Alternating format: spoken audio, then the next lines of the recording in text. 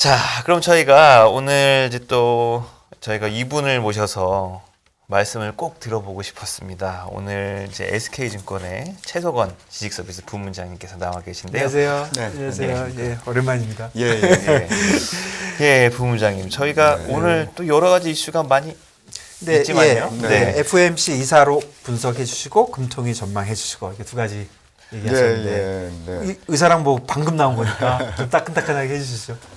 그러니까요. 그래서 이 네. 방송이 없으면 보통 아침 출근해서 읽어보는데 예. 오늘은 새벽 새벽에 4시에. 일어나가지고 예. 쭉 한번 봤습니다. 네. 잠이 좀 줄어들 나이가 아니신지. 예, 좀 일찍 잤어요. 네, 일찍 예. 자고 잠은 확실히 줄어든 것 같습니다. 예전에. 죄송합니다. 아침에 보통 6시 정도면 회사에 나가긴 합니다. 몇 시에 나가세요? 보통 6시에서 뭐 한 6시 10분 정도 도착하죠. 예. 빡세시네요. 제 생각에 부문장님 그 밑에 계신 분들이 조금 더 힘드시지 않을까. 네. 요즘은 전혀 그런 거 상관없이 아, 그렇습니까? 예, 네. 다들 알아서 자기 패턴에 예. 맞춰서 하시기 예, 때문에. 알겠습니다. 읽어본 결과를 이제 말씀을 네. 드리면 사실은 지난번 11월 FOMC 끝나고 난 다음에 파월 의장이 굉장히 좀 강한 톤으로 얘기를 했잖아요. 네. 예, 그때도 뭐 잠이 없어서 기자회견을 아침에 일어나서 좀 봤는데 여러 질문들에 대한 답변을 보면 이건 분명히 성명서에 나온 내용하고는 좀 달랐었어요. 좀 달랐죠. 그러니까요. 네, 톤이 달랐습니다. 예. 분위기가 달라서 분명히 분명한 점은 파월 의장은 뭔가 하여튼 생각과 의지가 있기 때문에 이런 얘기를 하지만 연준 내부 회의 자체에서는 많은 이견들 또는 파월 의장이 얘기하는 것과 다른 어떤 그 얘기들이 있었을 거다라는 예상을 많이들 했고 네. 뭐 저도 그런 느낌을 상당히 많이 받았는데 실제로 의상 나오니까 그렇더라고요. 네. 예, 그러니까 이제 가장 중요한 핵심적인 키워드는 많은 참가자들이 그 금리 인상의 속도가 이제 빠르게 한 75bp씩 4번을 했으니까 그 다음부터는 조만간 좀 속도가 줄어들어야 되는 거 아니냐. 네. 그리고 또 이제 성명서에도 사실은 나왔죠. 나온 내용 중에 하나가 그게 이제 주요 그렇게 사람들이 생각하는 이유기도 했었는데 성명서 자체에 그 금리 인상이 미치는 효과에 대한 부분 또 그 효과가 지연될 수 있다는 것 누적적 효과를 그렇습니다. 그런 것들을 다 이제 살펴보면서 이제 앞으로 하겠다라고 얘기를 했거든요. 네. 그게 사실 좀 정상적인 얘기잖아요. 네. 그러니까 그런 얘기들이 오고 갔다고 볼 수 있습니다. 그러다 보니까 시장에서는 일부 이제 예측한 부분도 있어요. 뭐 당연히 FOMC 의사록에는 그렇게 얘기를 했겠지. 뭐 거기에 매파적인 분도 계시고 또 비둘기파적인 분도 계시고 막 치열하게 서로 디베이트를 하는데 뭐 누가 내가 좀 약간 뭐 그런 비둘기적인 얘기를 한다고 뭐 너 왜 그래 그런 분위기는 당연히 아닐 테니까 그런 합의체 파월이 워낙 세게 얘기하니까 맞습니다. 네. 그래서 파월 의장의 그러면 힘이 어느 정도일 거냐가 중요하잖아요. 네. 사실은 연준의 의장의 힘 또는 뭐 한국은행 총재의 힘 이런 그 중앙은행의 수장의 힘은 사실 개별 위원들 그러니까 그 금융통화위원회가 됐던 FOMC에 참여하는 그런 위원들의 힘보다는 당연히 훨씬 세요. 네. 네, 당연히 훨씬 세기 때문에 그 사람이 회의를 주도하잖아요. 네. 그래서 자기의 어찌 보면 입맛에 맞게랄까 아니면은 뭐 자기의 의도에 맞게 이렇게 또 회의를 이렇게 네. 분위기를 조성할 수 있는 능력들도 있고.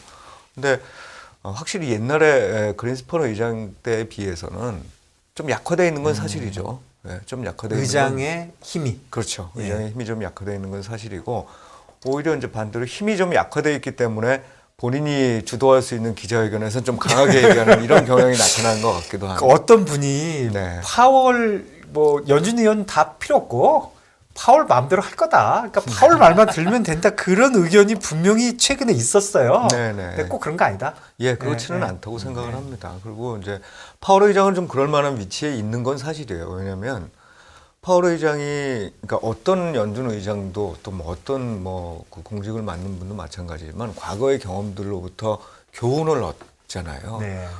근데 그분들이 생각하는 것 중에 하나가 뭘 거냐면 아무도 거기 있는 연준 위원들이 누구였는지는 한 20년 후에 아무도 기억 못해요. 네, 기억하는 건 오로지 그 그렇죠. 의장입니다. 네. 아 뭐 요즘 하도 말을 많이 해가지고요. 저 이 위원들 이름 다 외우게 생겼어요. 지금. 그렇죠. 그때 당시에는 그래요. 예, 그런데 근데 지나면 잊어버리죠. 예를 들어서 우리가 70년대라 그러면 아서 번스를 기억하는 거고 네.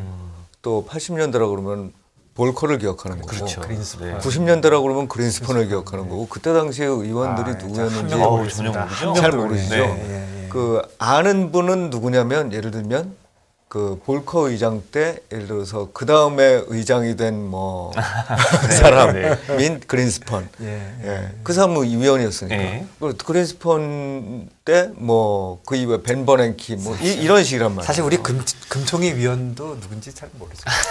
지나고 이제 그러다 보니까 사실 그 역사에 어떻게 기록될 것이냐에 대한 신경을 제일 많이 쓸 수밖에 없습니다. 네, 그런 이제 측면이 있고 그 다음에 연준에 있는 많은 인사들이 알게 모르게 사실 뭐 다 아시다시피 정치적인 색채들이 있잖아요. 네. 그럼 예를 들면 공화당적인 색채가 있는지 민주당적인 색채가 있는지 그런 부분들은 이 선거 때가 되면 굉장히 또 민감하게 그 사람들의 의견에 영향을 미칠 수 있단 말이에요. 이제 그런 부분들을 무시하고 연준 의장으로서 보려고 하면 파월 의장 같이 행동할 수 있는 가능성이 매우 큰 거죠. 그래서 이제 그런 결과가 나타났던 그래서 지금 것 첫 같고. 번째 얘기해 준 게 생각보다 많은 연준 의원이 속도에 대한 우려를 얘기했다. 맞습니다. 그게 있었고 또 뭐가 있었죠? 뭐 그 이후에는 경제에 대한 판단이나 또는 네. 뭐 그 연준의 의사록이라는 게 대체로 보면 네. 경제에 대한 판단 또 그 저기에 대한 판단, 그러니까 물가에 대한 네, 판단, 예, 또 뭐 금융시장이 지금 이쪽, 어떻게 예, 흘러가고 예, 있느냐, 예. 뭐 그런 부분들이 아주 세부 항목별로 다 논의를 네. 해요. 물론 네. 저는 이제 요약본을 보는 네, 겁니다만 예, 그거보다 훨씬 더 많이 논의를 네, 하겠죠. 네. 다 나오고 맨 마지막에 이제 액션에 대한 얘기들이 네, 나오거든요. 네. 근데 그 액션에 대한 얘기들을 보면 거기에 이제 그런 네. 내용들이 포함되어 있는 거고 경제에 대한 판단에서 좀 주목할 거는 확실히 둔화되고 있다는 데 대해서는 그러니까 아직 강하나 일부 그 둔화되는 모습들이 나타나고 있다는 표현은 분명히 들어갔고요. 있었죠. 예. 그 다음에 물가에 대해서도 이전에 그 워낙 길기 때문에 제가 다 기억은 못합니다만 이전에보다는 좀 더 강하게 제가 받은 느낌은 그 물가에 대한 선행 지표들이 있지 않습니까? 네.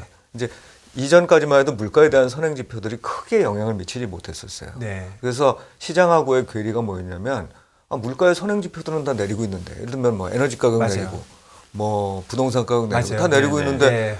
니들은 다 실제로는 안 내리죠. 후행적으로 나온 거 보고서 네. 지금 하는 거 아니에요? 그렇죠, 이런 그렇죠. 얘기들을 했단 말이에요. 그런데 이번에 좀 명시적으로 그 물가의 선행 지표들에서 둔화의 모습들이 나타난다는 표현이 있었던 걸로 제가 아침에 읽었습니다. 예, 예. 그러니까 결국은 이제 균형적으로 가고 있는 거죠, 사실은. 그리고 그냥 상식적으로 생각을 해봤을 때 금리를 언제까지 얼마만큼의 이런 정도의 빠르기로 계속 올릴 수 있겠어요? 그럼요. 그렇죠. 네, 네, 그거는 사실 그렇죠. 상식적으로 봤을 때는 안 맞는 얘기죠. 그러면 우리가 이렇게 생각을 해봐야 되겠죠. 그럼 지금까지는 도대체 왜 75bp씩 4번이나 했냐? 네. 그리고 이거는 과연 성공적이었던 거냐? 네. 저는 뭐 제가 연준의 이 어떤 행태나 파월 의장의 행태를 평가하기는 이렇게 뭐 네. 예, 그러기에는 사실 훨씬 부족한 입장에 있지만 뭐할수 제가 있죠. 보기에는 나름 성공했다. 어. 그 나름 성공한 거를 뭘 기준으로 보느냐? 장기적인 성장. 그러니까 페드 입장에서 중요한 거는 단기적인 부분도 중요하지만 장기적인 성장이 있을 거고, 장기적인 고용이 있을 거고. 여기서 얘기하는 건 장기입니다. 그 다음에 결국은 물가가 2% 정도 뭐 그 목표가 얼마인지는 정확히 뭐 우리가 알 수는 없어요. 그런데 어느 정도로 떨어질 거냐 장기적으로. 그 다음에 그 과정에서 자기네들의 어떤 이 목표가 달성되는데 방해가 될 만한 금융시장적 충격이 올 거냐. 이런 것들을 달성하면 되는 거잖아요. 근데 다 하나씩 놓고 보면 제가 보기에는 지금까지 성공적이에요. 그렇죠. 물가가 빠른 속도로 떨어지는 건 아니라고 모두 주장을 하나 그 금융시장에 큰 리스크가 발생하진 않았고 경제도 상당히 강한 모습이 네네. 유지되고 있는 거예요. 점진적으로 시도하고. 네. 그러니까 그 75bp씩 왜 했냐를 생각을 해보면 이거는 저는 뭐 연준이 이제 두 가지의 경험과 그 교훈을 갖고 있다고 생각하는데 네. 아까도 이제 교훈에 대한 말씀을 드렸습니다만 70년대, 80년대 교훈에서는 뭘 딱 받은 것 같냐면 함부로 인플레이션 기대가 꺾였다고 예상하지 마라. 네. 인플레이션 기대는 언제라도 다시 고개를 들고 네, 올 수 있다. 그렇죠. 이런 얘기고 두 번째는 뭐냐면 2008년도, 그러니까 2000년대 중반부터 실시한 금융 그러니까 금리 완화. 인상이라고 저는 생각을 해요. 예. 금리 인상이라고 인상, 생각하는데 물론 2000년대 전반을 통해서는 굉장히 완화적이었지만 그거가 영향을 미쳐서 2000년대 중반에 금리 올릴 때 아마 생각해 보시면 그래프를 그려보시면 25bp씩 이렇게 올라갑니다. 네. 예. 그러다 그죠? 팬데믹 때가 탁 멈춰버린 거죠. 이렇게 예, 올라가다가 이렇게 올라가다가 예. 올라가다가 뭐 금융위기 터지고 난 다음에 푹 내리고, 푹 내리고. 한참 예, 맞아요. 한참 옆으로 가다가 예, 맞아요. 예, 이제 그런 식으로. 조금 올리다가 팬데믹 터지면서 다시 이렇게 된 그러니까 거잖아요. 두 번 그랬죠. 예. 그럼 이제 여기서 교훈은 뭐냐? 이렇게 올리는 거 이거 문제다. 무슨 문제냐면 시장에서 가장 큰 2008년도의 문제는 금융시장 시스템 리스크였는데 그게 금리가 본인들이 그렇게 베이비 스텝으로 올리는 과정에 더 커졌다는 거예요. 초기에.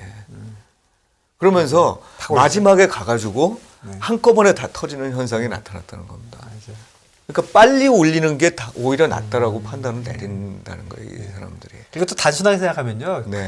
그때 누군가 처음에 야 많이 올려야 돼. 그리고 2%를 올려야 되니까 사람들이 야 25 곱하기 뭐 몇 번 하면 네. 그 되지도 않아. 그 말도 안 되는 그렇죠. 소리야 그랬는데 네. 갑자기 25씩 안 올리고 그럼 75씩 올릴게? 이렇게 네. 사실 된 것도 좀 있는 거죠. 네, 맞습니다. 저는 그래서 그게 우리가 2008년에 대해서는 뭐 무슨 교훈을 얻을까에 대한 문제가 여러 가지 사람마다 생각이 다르겠지만 제가 보기에는 제일 큰 교훈은 초기에 조금씩 올렸을 때 이게 금융시장에 나타나는 버블이라는 게 안 꺼진다는 거예요. 네. 그리고 그 거울인 경제 쪽에 있어서의 문제. 사실 그때는 물가가 큰 문제는 아니었었어요. 유가가 네. 좀 오르긴 했어도. 네. 그쪽에 나중에 나타나는 버블이 꺼졌을 때 나타나는 그 충격. 그게 훨씬 더 문제라는 인식인 네. 거죠. 그래서 빨리 올렸어요. 그리고 빨리 올리는 과정에 사실은 버블이 초기 단계에서부터 제가 물론 버블이 있었지만 더 커질 수 있는 게 차단됐다는 분명 그 효과가 있었다고 생각이 그래서 듭니다. 이번에는 팍팍 올렸기 때문에 좀 효과가 있었다. 그렇죠. 그래서 예. 본인들이 지금 생각하는 사실 장기적인 성장과 물가가 궁극적으로 달성할 목표치로 갈 거라는 어떤 믿음과 예. 또 마지막으로는 그 금융시장 시스템 리스크라는 게 상대적으로 작은 네. 뭐 없는 건 아닙니다. 그 우리나라 같은 작죠. 경우는 있죠. 근데 미국은 작죠. 네, 미국 내에서는 사실 별로 발견이 잘 안 돼요. 거의 없죠. 예, 뭐 어떤 분들은 뭐 ETF 그러니까 패시브 자금 쪽에서 나오는 걸 뭐 캐스케이드라고 그러나요? 그런 네, 식의 뭐 사정 없이 막 나오는 네, 거 있잖아요. 네, 예, 네. 그런데 그런 썬더. 얘기를 하는데 그런 것들도 잘 발견이 안 돼요. 네. 예, 그래서 그냥 한 30% 정도 주가가 빠지고 그러고선 지금 정체 또는 뭐 오르락내리락하는 그리고 그런 내용 중에 상황이에요. 보면은 저는 그냥 언뜻 보기에는 이 빠지는 속도 빠지는 거를 이제 전에는 네. 지금 말씀해 주신 대로 이게 살살 올리다가는 망하니까 무조건 세게 올려야 돼. 그런 말만 있었는데 이번 의사록에는 야 얼마나 됐는지 보고하자. 그 얘기가 사실은 처음 들어간 거잖아요. 네네. 보고하자. 보고하자. 그런 연준 의원이 좀 많아진 거. 그러니까 많은 사람들이 속도에 대해서 얘기한 거. 그다음에 또 보고하자는 거. 이게 이제 주요 좋은 점이다. 맞습니다. 네. 이제 지금까지 얘기가 제가 말씀드렸던 게 주로 그렇게 해서 지금까지 그렇게 해왔고 예. 지금부터의 얘기를 하면 이제 결국은 속도는 줄어들 거다. 네. 그래서 12월 달은 50pp 인상하는 게 맞는 것 같고 이제 이번 그 FOMC 11월 달이나 또는 11월 달 의사록 그 성명서나 의사록을 봤을 때 또 파월 의장의 이제 이 기자회견을 봤을 때 이제 그 다음 포인트로 넘어가는 거죠. 제일 중요한 거 어디까지 올릴 거냐.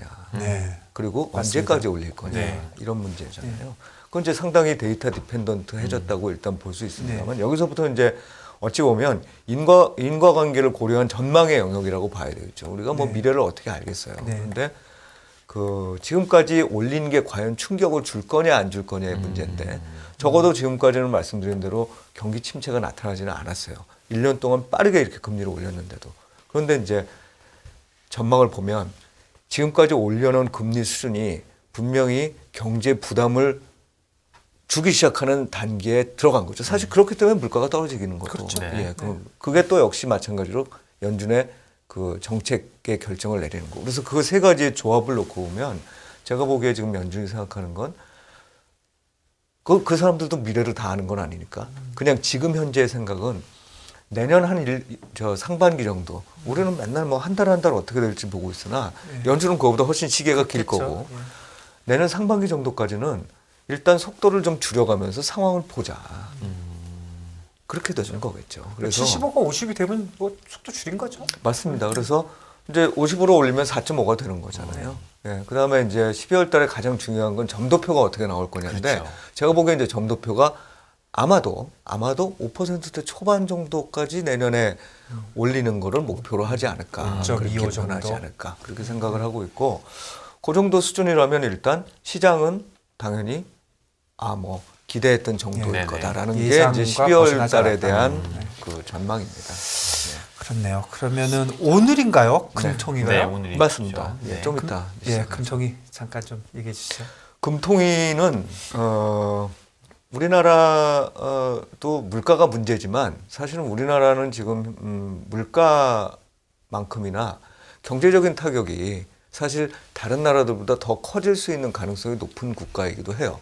네, 뭐 그건 신용 경색 그런 거 얘기하시는 맞습니다. 건가요? 그거는 네. 이제 자금 시장 쪽 문제이기도 네, 하고 네, 이거는 네. 아마 그 부동산 가격이 많이 올랐던 특히나 그 변동금리부 대출을 이용해서 부동산 가격이 많이 올랐던 국가라면 긴축의 효과는 당연히 굉장히 강렬하게 나타날 수밖에 없고 그건 이제 내수 측면에 있고 예. 또 하나의 나쁜 측면은 우리가 지금 경상수지와 그 무역수지가 계속 안 좋아지는 네. 방향이라는 거잖아요. 그러니까 이제 결국은 경제 자체가 별로 안 좋은 게 지금 물가보다 제가 보기엔 조금 더 강하게 작동을 하는 국가라고 볼 수 있습니다. 그렇죠. 그리고 물가의 상당 부분이 외부로부터 지금 오고 있다고 봐야 네. 돼요. 우리 같은 경우는. 그래서 사실 한국은행 입장에서는 금리를 그렇게 막 세게 올리고 싶어 하지 않을 겁니다. 네. 그냥 중요한 건 미국하고 미국이겠죠. 결국은 달러 금리하고 차이가 너무 나서 네. 이게 혹시나 어떤 트리거에 의해서 갑자기 외환시장 쪽의 경색으로 이어지는 거 아니냐? 그게 이제 주된 관심사인 거죠. 네. 그 관심사가 최근 들어서 좀 희석됐습니다. 저 환율 떨어지고. 달러 내려와서. 네, 그러니까 달러가 강세인 탓이 가장 컸지만 우리나라도 무역수지 경상수지가 좀 나쁘긴 하나 그럼에도 불구하고 이 나라의 환율이라는 게 예를 들어서 1,400원, 1,500원 계속 올라가는 이런 상황은 아닌 것 같아. 라는 건데 그거는 이제 한국은행 입장에서 보면 의사결정할 때 굉장히 편하게 만들어주는 거예요. 그래서 제가 보기에 이번에 25bp 인상을 할 거로 봅니다. 그러면 이제 3에서 3.25 되는 거요? 그렇습니다. 네. 그러면은 미국은 4.5, 한국은 3.25 그러면 125 차이 났네요. 맞습니다. 125까지는 예, 일단 괜찮다. 볼 거라고 생각을 해요. 네. 어떻게 상황이 진행될지 볼 거라고 생각을 하고 네. 그리고 한국은행이 또 여기서 주목해야 될 거는 결국 뭐냐면 환율의 움직임이라는 게 자금 흐름에 의해서만 나타나는 게 아니라 우리나라 경제가 남들에 비해서 너무 많이 나빠지거나 네. 그죠? 아니면 이게 괜히 여기서 금리도 뭐 별로 안 올리고 이러는데 금융시장이 막 엄청 불안해지네. 이러면은 오히려 이제 외국인들 입장에서는 돈을 빼고 싶은 거겠죠. 그러니까 환율을 방어하는 상황 입장에도 봐서도 무조건 금리를 급격하게 올리는 것만 답은 아닌 거예요. 저도 그렇게 생각해요. 환율을 방어하는 유일한 방법이 금리를 조정하는 건 아니거든요. 네, 그래서 그럼 지금 상황이 어디까지 와 있느냐? 제가 한 달 전에 나와서 말씀을 드릴 때 이제 금융시장 상황 이런 거 말씀을 드렸는데 네. 수많은 대책들이 나왔습니다. 네. 이제 많은 사람들이 떠들고 얘기를 하는 게 굉장히 저는 좋은 거라고 봐요. 그러니까 대책을 만들고 네, 네. 결국은 그런 대책에 의해서 어떻게든 이거를 해결하려는 방향으로 가고 있는 거고. 네. 아직까지는 상황이 좋다고 말할 수는 없어요. 그렇죠. 예, 왜냐하면 그 근본적인 문제가 두 개가 남아 있잖아요. 왜냐하면 금리 인상 사이클이라는 것과 또 하나는 부동산 시장의 부동산. 문제죠. 네, 네. 금리 인상 사이클이라는 건 위험해서 안 그래도 지금 위험해서 니들 채권을 못 사주겠어라고 생각하는 사람들 입장에서 볼 때 금리까지 올라. 금리도 더 오를 텐데 내가 왜 지금 나서야 돼 이렇게 되는 상황인 그렇죠. 거고. 네, 네. 또 하나 부동산 시장은 궁극적으로 여기서 얼마나 부실이 발생할지 모르겠는데 모르죠. 지금 상황에서 내가 이거를 왜 해야 돼? 라는 생각을 가지게 되는 겁니다. 그래서 사실은 아직까지 엄밀하게 따지면은 안정됐다고 보기는 좀 어려운 상황인 건 맞아요. 막 여러 가지의 뭐 채권 안정 펀드가 됐든 뭐 유동성 대책이 됐든 이렇게 마련이 되는데 그런데 25bp 금리 인상으로 금리 인상의 속도가 줄어들고 내년에 뭐 한 25bp 정도쯤 더 하고 3.5 정도에서 마무리될 수 있다고 생각이 들면 금융시장 쪽에도 좀 도움이 되겠죠. 예. 왜냐하면 그때부터는 그럼요. 예, 선별을 하기 시작하는 거거든요. 금리가 오른다고 생각하면 선별할 거 없이 다 안 사지만 예. 금리가 그래도 안정되기 시작할 거라고 생각하면 이 중에서 괜찮은 거는 내가 먼저 가져가야지라는 생각을 하고 선별이 되면 금융위기는 상당 부분 진정 국면으로 들어가는 겁니다. 그러니까 결국은 대내 변수로 보면은 좀 조금씩만 올려서 진짜 한 3.5 정도에 끝내고는 싶으나 네. 대 변수가 역시 변수다. 맞습니다. 예. 근데 이제 내년에 만약에 이제 이런 이 전망이나 또는 이런 관계들은 제가 말씀을 드리는 거고 만약에 뭐 미국에서 얼마 전에 블라드 총재가 얘기한 것처럼 7%까지 올려야 된다면 7%가 우리도 한 5% 가지 않겠습니까? 그러니까 그러면 이제 상황이 달라지는 거죠. 예, 그건 완전히 달라지는 예, 거고. 근데 그거는 제가 생각하고 있는 기본 시나리오는 아니다. 저는 미국은 5% 초반, 뭐 좀 많이 가더라도 5% 중반 정도쯤이면 멈출 거라고 보고, 물론 그 이후에 인하까지 가는 때는 또 시간이 또 걸릴 거라고 봐요. 워낙 이제 인플레이션 익스펙테이션에 대한 두려움이 있으니까. 네. 그런데 우리나라는 한 3.5 정도 가고 나면 그 다음엔 좀 같이 기다려보는 그런 상황이라고 일단 생각을 합니다. 그러면 뭐 제가 너무 숫자만 갖고 해서 그럼 그렇긴 한데 3.5와 5.25가 가면은 그래도 꽤 벌어지네요. 맞습니다. 75 정도까지 벌어지네요. 175bp가 벌어지는 거죠.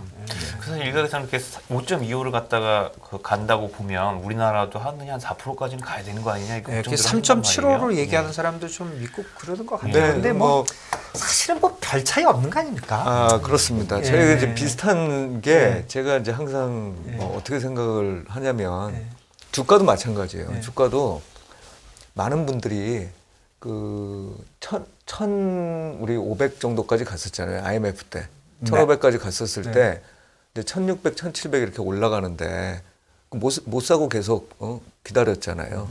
물론 맞아요. 저희들도 그때 금융위기적 상황이 되면 더 내린다는 전망을 1600 했었지만 근처에서 좀 오래 있었어요. 그러니까 이제 생각은 네. 결국 지금 와서 생각을 해보면 뭐냐면 3000까지 어쨌든 올라갔었잖아요. 그러면 1500하고 1600, 1700이 무슨 차이가 있어요. 맞아요. 사실은. 네. 그러니까 금리가 3.5하고 3.75는 제가 보기엔 그렇게 큰 차이는 아니에요.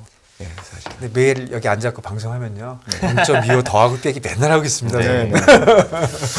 네, 알겠습니다. 오늘 네. 이제 금통위 전망까지 저희가 사실은 한번 우리 들어봤는데 저 시장 전망도 해주시긴 예. 했는데 저희가 항상 질문이 너무 많은 제가 문제입니다. 네. 다음에 더 긴 시간으로 모시도록 하겠습니다. 네, 알겠습니다. 예, 예. 감사합니다. 알겠습니다. 오늘도 감사합니다. 네, 감사합니다. 고맙습니다. 네.